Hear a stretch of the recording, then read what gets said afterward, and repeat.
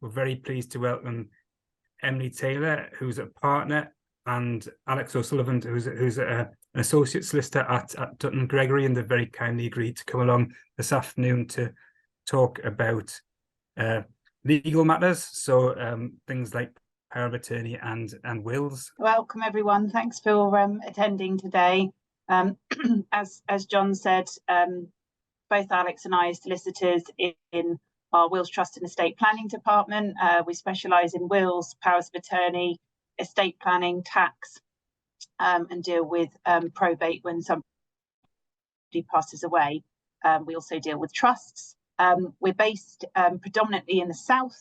We have offices in Winchester, Chandlersford, Bournemouth, and also an office up north in Liverpool and an office in Woking. So we have quite a few offices dotted around the country, and we're an all-service law firm. So today we're going to talk to you about wills and lasting powers of attorney.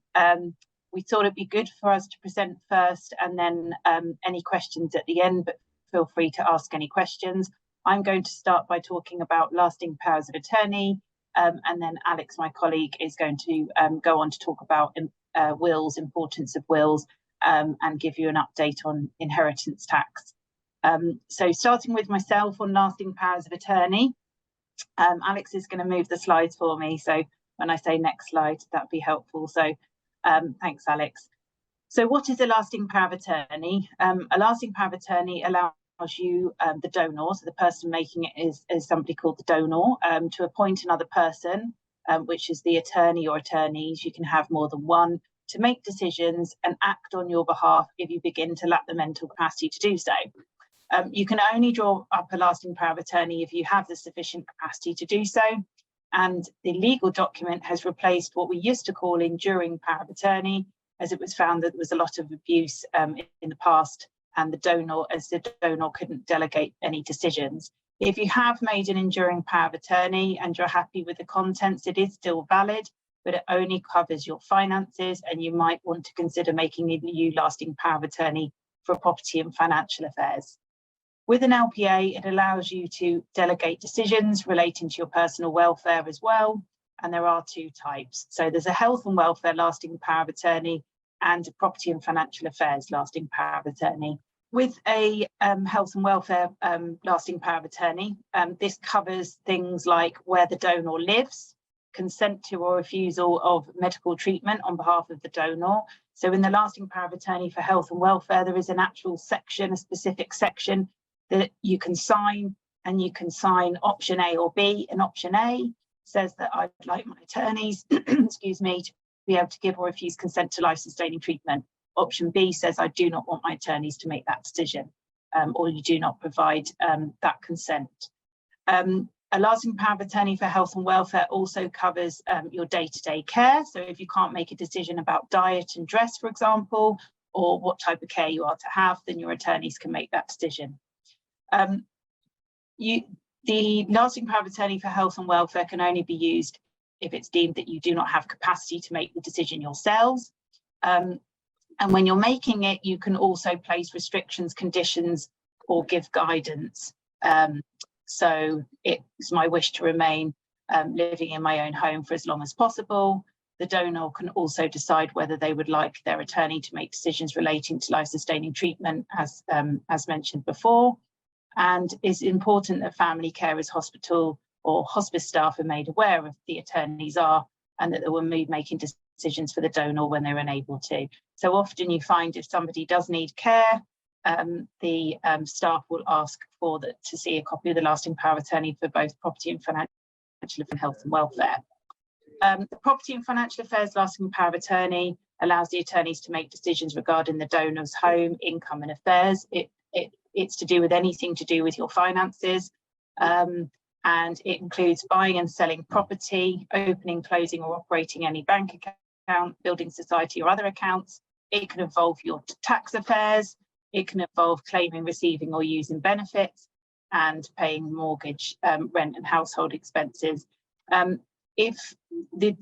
both types of lasting powers of attorney, of course, the attorneys have to act in the best interest of the donor. If it's deemed that the donor can't make the decision and they make the decision on their behalf, they need to consider what the donor would have decided in the past. So, for example, if the donor had made gifts in the past, for example, including a charity or charities, then they can continue to do so within certain realms if the donor would often make those gifts previously. So when you're making the lasting power of attorney, you can choose whether you appoint more than one attorney, and there's 3 ways in which they can be appointed. So if you appoint more than one attorney jointly, they must all act together, which means they have to act together on every single decision. So it can be quite stringent, but some people might prefer that. If you appoint them jointly and severally, it means they can act either together or independently from each other. Or you can specify in the document that you want your attorneys to act jointly in some circumstances, but jointly and severally in other circumstances. So, for example, you might say, okay, I'm happy for my attorneys to make decisions jointly up to, jointly and severally up to, say, £10,000, but anything over and above that amount, they need to make the decision jointly. You might say, if they're coming to sell my home or property, they can only make the decision jointly, for example. We always recommend you have at least 2 attorneys, so if one does pass away or can't act, then the other one can continue, but you can also appoint a substitute attorney if one dies or refuses to act or cannot act on your behalf. So you can appoint replacement attorneys so that they can step in when one of your original attorneys stops acting for you, and you can have more than one replacement attorney, and again, you can choose how they can act. You need to be specific in the document so it's clear when you make the lasting power of attorney. If they fully replace your original attorney at once, then they will usually act jointly, but you can change this for them to act jointly and severally. So again, make sure if you are using a solicitor to prepare the document, you make that clear and it is clear in the document. When the lasting power of attorney is signed, you need a certificate provider who's an independent third party to sign the document. And they confirm that the lasting power of attorney, in the lasting power of attorney, that the donor understands the purpose of the LPA and that they're aware of the powers they're giving to their attorneys. They also confirm there's no undue influence or pressure involved with the preparation of lasting powers of attorney. I mentioned previously that the old type of enduring powers of attorney were easily abused. That was because there was no certificate provider. You just needed anybody to witness your signature and an independent witness. And often they could be abused and no one really knew about them. They are registered still, the enduring powers of attorney, at the Office of the Public Guardian. However, they're often only registered if the donor is becoming or has become mentally incapable of managing their affairs. With the lasting power of attorney, as I say, you need a certificate provider, and that is normally a solicitor, a doctor, or other professional, or it can be someone that's known you or the donor for at least 2 years. So they need to be registered with the Office of the Public Guardian before they can be used, and this can take up to 3 months depending on the workload of the Office of the Public Guardian. When we make them on behalf of clients, once they're prepared, signed, and we provide the certificate, and then the attorneys sign them, we would then recommend that they're registered straight away, but it can take about 3 months. The property and financial affairs lasting power of attorney can be used whilst the donor still has mental capacity if you tick the relevant box. However, the health and welfare lasting power of attorney can only be used when the donor no longer has capacity to make decisions regarding their personal welfare. For the property and financial affairs lasting power of attorney, the donor has the choice whether to activate their LPA straight away or when they don't have mental capacity, as I mentioned a moment ago, so you have to tick the relevant box. When the lasting power of attorney is registered, you can inform other parties. So these are people that might be close to you, but they're not an attorney. That could be, for example, a relative, a friend, or a neighbour, and they're called the persons to be told. You don't have to inform anybody else on the outside, but you can do should you wish to nominate somebody. So when you register the lasting power of attorney, the court fee per document is £82, although you may be eligible to apply for a fee remission if your income is below a certain amount. We do offer fixed fees for the preparing and registering lasting powers of attorney. So, for more information, if you want to call that number, it's all on the slides. The donor is only able to make a lasting power of attorney where they're deemed to have capacity. And as such, if you don't have a lasting power of attorney in place and you lose capacity, then no one is authorised to act on your behalf. I have lots of clients of all ages that make lasting powers of attorney. Some clients know that something may happen to their capacity in the future. I have some clients that just want to make one in case something happens. And obviously we do have those clients who are of a certain age who feel that, you know, if something does happen, they want to put something in place. So we found since the pandemic, especially lots of clients of any age want to make a lasting power of attorney just in case something happens. If you don't make one, then to be honest with you, the alternative is not easy. If you haven't made a lasting power of attorney and you lose capacity, then an application will be made for something called a deputyship order, and it's made to the Court of Protection. It's much more timely and it's much more time consuming and costly, unfortunately.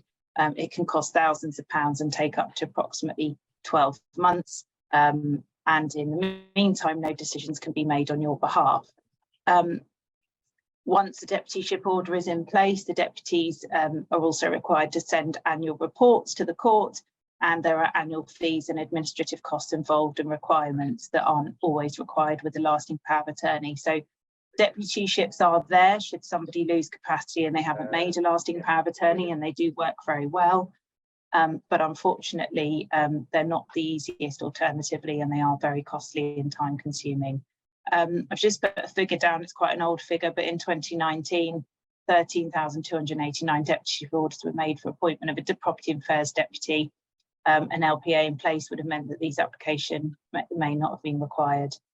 The other plus side to making your own lasting power of attorney while you're compos mentis is that you make the decision as to who manages your affairs on your behalf, whereas with a deputyship order, obviously you've already lost capacity and you can't make that decision. So an interested party applies to the court to become your deputy, and the court makes decision who your deputy is, not yourself.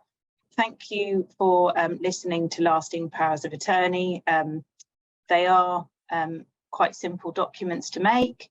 Here are our numbers, we'll share that later as well. They are quite simple documents to make. Alex in a moment is going to present about wills, and then we will take questions at the end. Just to say as well, we are producing leaflets on lasting powers of attorney and also on wills. So following the presentation, John will share on the website the leaflets when they are ready for you to have a look at as well.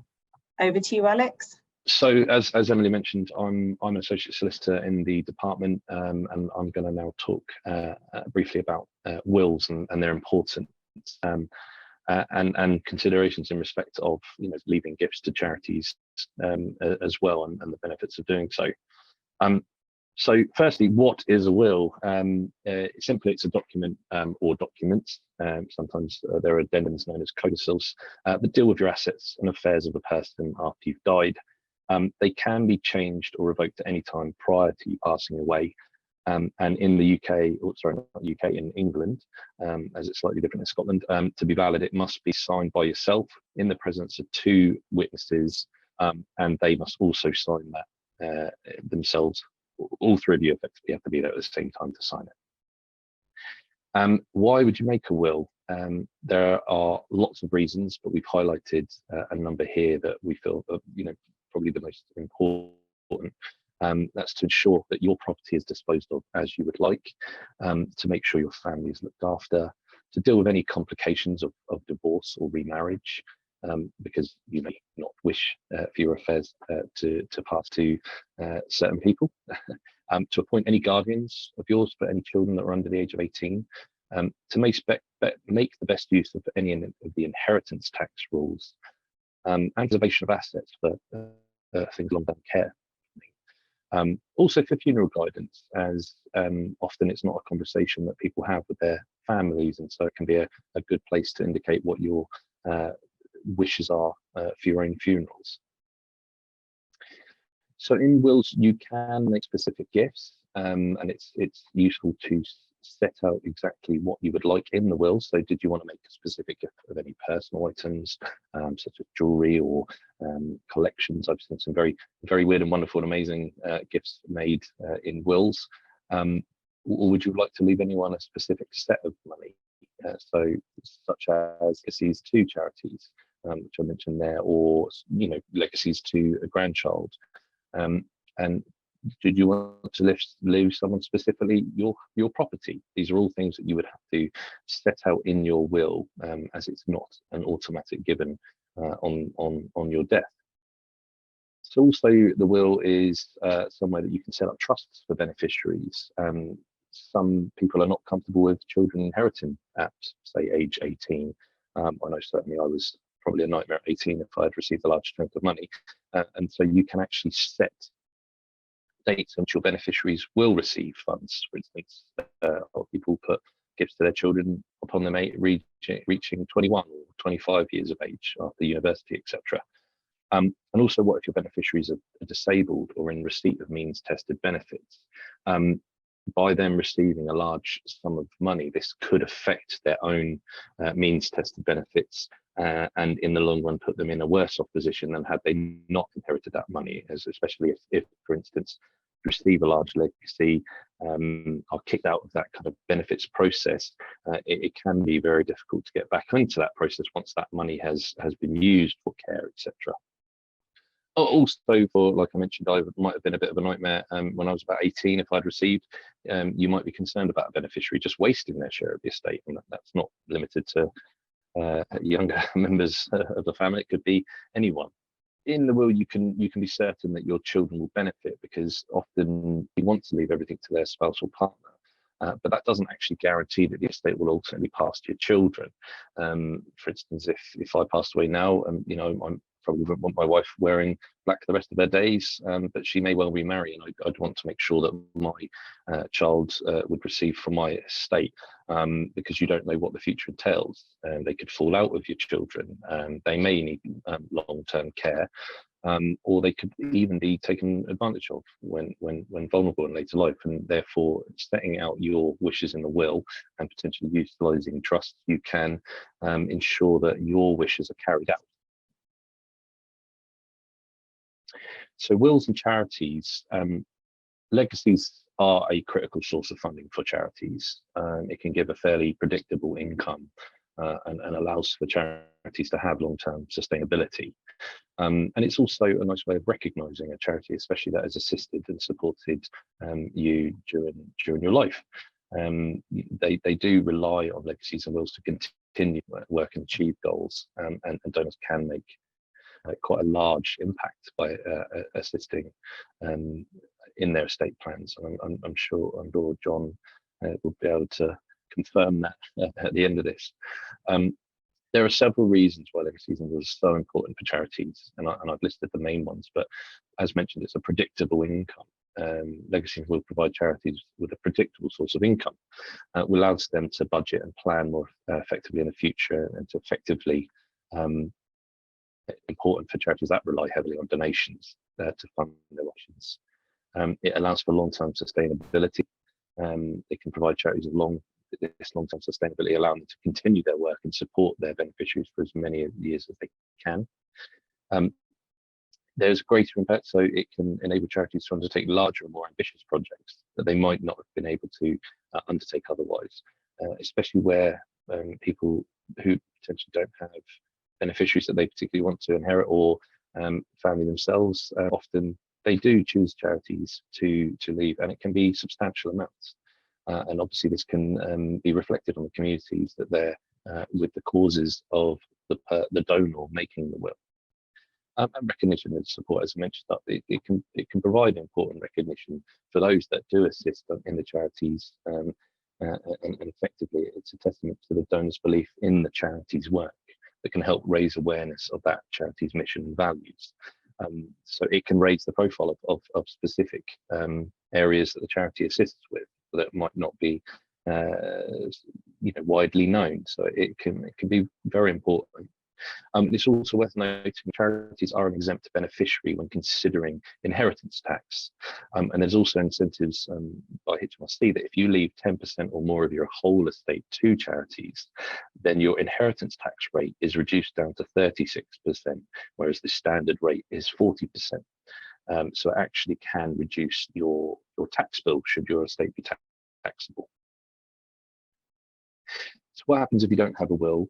In short, a process called the intestacy rules applies, and that means that you don't have any control over what happens to your assets. Effectively, there is a list that determines who receives this asset, and it may not be, or your estate, and it may not be someone that you would want to inherit. So the rules of intestacy don't necessarily distribute these assets in the most tax efficient manner. They're very strict in who receives the estate, or in a way that you would have wanted to do had you had the chance to create your own instruction in the will. Without a legal will in place, any unmarried partners and people who remarry that have children from previous relationships have no protection. Spouses only take personal possessions. I believe this has actually changed, so apologies. I'll update that. But plus the first 270,000. So if you have, say, for instance, a valuable home, they may well have to sell it because the rest of the estate, I think everyone thinks, oh, if I passed away without a will, everything will just go to my spouse, and that's not necessarily the case. Only up to the first amount that goes to your spouse, and then everything else is split 50-50 between spouse and children, for example. And therefore, it might not be in the best interest of your partner. So each person and each class of beneficiaries is equal, and there's no distinction between family members you like and those you don't. So if through the intestacy rules you are leaving assets to cousins, for instance, because there's no one else in the list, then all cousins would get an equal share. There is no, well, I didn't get on with this cousin, but I really liked the other one. It very much is very black and white. And ultimately, your estate could pass the crown if there isn't the beneficiaries available. And that could be something that you would rather a charity received the estate in this situation rather than it go to the crown. So now I'm going to just touch on inheritance tax. Every person has an individual tax allowance that applies to your own estate. So it's called the nil rate band, and it's currently £325,000 per person. So that means, if that was the only nil rate band available, your estate could be up to £325,000 before it receives any inheritance tax. This means that you can leave that amount tax-free to beneficiaries when you pass away. Any amount over this 325,000 would be taxed at 40%, or 36 if you were leaving 10% to charity. Gifts to spouses and charities are exempt from tax. They're called they're called exempt beneficiaries, effectively. So there won't be any tax to pay. It can be £5 or £5 million. There's no tax to pay at that to those beneficiaries, effectively. And any unused nil rate band allowance can be utilised by a surviving spouse.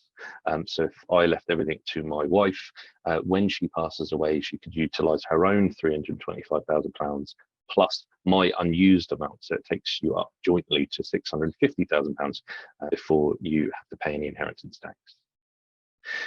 There was an additional nil rate band called the residential nil rate band that was introduced in 2017, and this allowed for further reduction of the amount of inheritance tax that your estate pays when you die. However, there are a few caveats for this, so it's very important that you get the drafting of your will right, because there can be situations where you buy yourself out from it.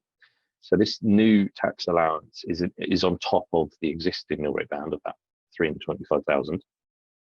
And it's known as the residential nil rate band, and it allows up to an additional £175,000 per person.